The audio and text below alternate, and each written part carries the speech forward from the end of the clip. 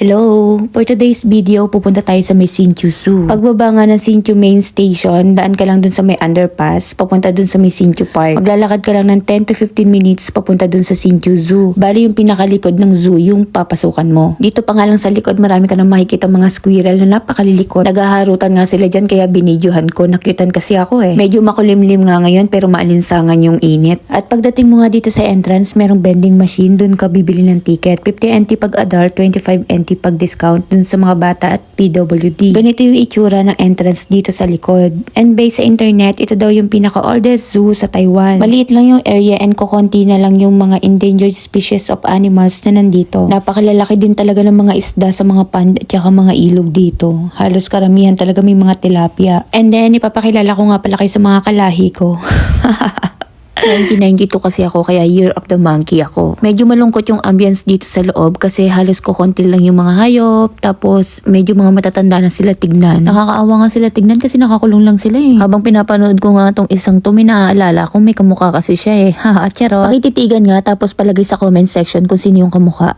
Tapos dito sa may kabilang side, ibang lahi naman ng mga monkeys. Bulgarian Gibbon yung nakasulat na lahi ng mga monkeys na to. Mahahaba yung mga braso at mga legs nila compare doon sa kabilang mga monkeys. Habang pinapanood ko nga sila, parang ang lungkot-lungkot ng mga buhay nila, no? Tapos ayan na nga, parang nag-away na sila. Yung isa nag-walk out na at pumasok na sa bahay. Tapos itong isa naman, nag-i-emote na dito sa may baba. Nag-iintay yata itong susuyuin siya, pero yung isa natulog na dun sa loob ng bahay nila.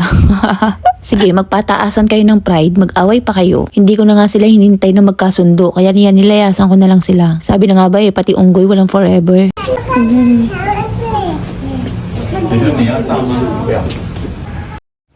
Dito naman ibang lahi ulit ng mga monkeys. Medyo mga maliliit at mga payat tong mga to. Ang cute nga nila panoorin kasi naghaharutan sila.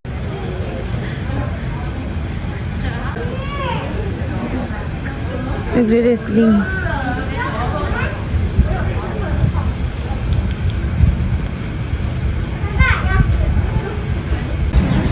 Dito naman yung kulungan ng orangutan. Napakabagal niyang kumilos. Sobrang tandaan niya na. Or mabagal lang ba talagang kumilos sa mga orangutan? Maalinsangan yung panahon. Nandun sa may likod ng kubo yung orangutan. Di siya nagpakita sa amin. Tapos ito, ibang lahi ulit ng mga monkeys. Bali, 4 na lahi ng monkeys yung nakita natin dito sa may Hsinchu Zoo. Nakakatawa nga yung mga bata kasi ang liliit nila. Tapos tuwan-tuwa sila sa mga monkeys. Tapos nadaanan nga namin to. Hindi ko pinapansin kasi akala ko wala lang. Akala ko mga peke. Yung mga parang semento lang sa Pilipinas na design. Yung pala, totoo pala tong mga flamingo. Kung hindi pa gumalaw yung paanong isa tapos kung hindi pa siya tinitignan ng mga matatanda sa gilid, hindi ko talaga sila mapapansin. Hindi ba sila nangangalay sa mga posisyon nila na yan? Napakadami talagang tao. Hindi ko alam kung tulog sila o nagtutulog-tulugan lang. Ang kulit nga eh. Next is sun bear. Dalawa sila na magkasama dyan. Sobrang payat na nga nila eh. Kaya hindi na sila mukhang oso. Mukha na silang aso. Parang hinang-hina na sila. Hindi na rin kasi maganda yung bahay nila kasi wala lang mga puno. Tapos parang tuyot na. Tapos parang hindi sila kumakain. Pinipigure out ko nga kung saan banda yung mukha silang oso kasi mukha talaga silang aso.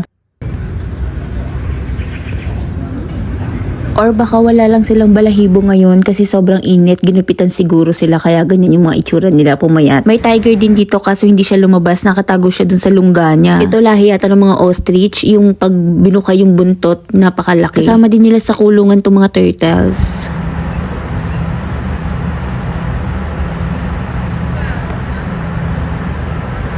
Nung pabalik nga kami, nakita na namin yung orangutan. Lumabas na siya dun sa bahay niya. Panoorin nyo, nakakatuwa.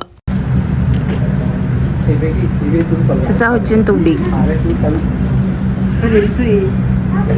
Luluto na siya.